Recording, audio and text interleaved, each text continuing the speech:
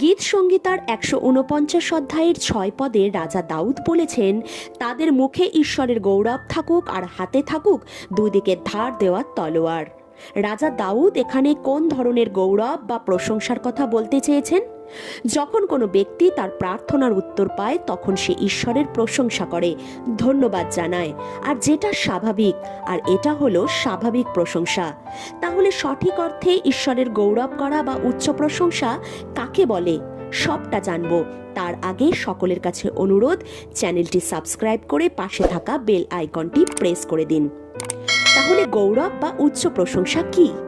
দিয়াবল যখন ইয়োবের ধন সম্পত্তি পুত্রকন্যা সবকিছু কেড়ে নিল, পরিবর্তে দিল ভয়ানক ব্যাধি, তাও সে ঈশ্বরের প্রশংসা করেছে। এ হলো উচ্চ প্রশংসা।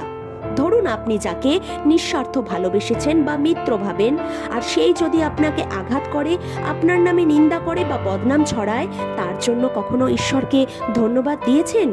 এ হলো ঈশ্বরের উচ্চ প্রশংসা।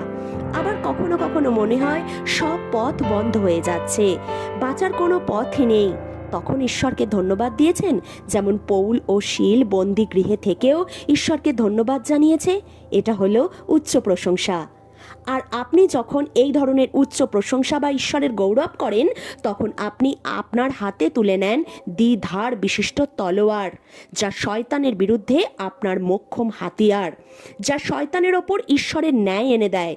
উচ্চ প্রশংসা কারাগারের ভিত্তিমূলকে কাঁপিয়ে দেয় আর আপনাকে উচ্চ স্থানে নিয়ে যায়। যেমন যিশুকে দেখলে শয়তান ভয় পেত, তেমনি আপনাকে দেখলেও শয়তান ভয়ে পালাবে। ভিডিওটি থেকে আশিস পেয়ে থাকলে কমেন্টে অবশ্যই আমেন লিখুন আর একটি শেয়ার অবশ্যই করে দিন। জয় যিশু।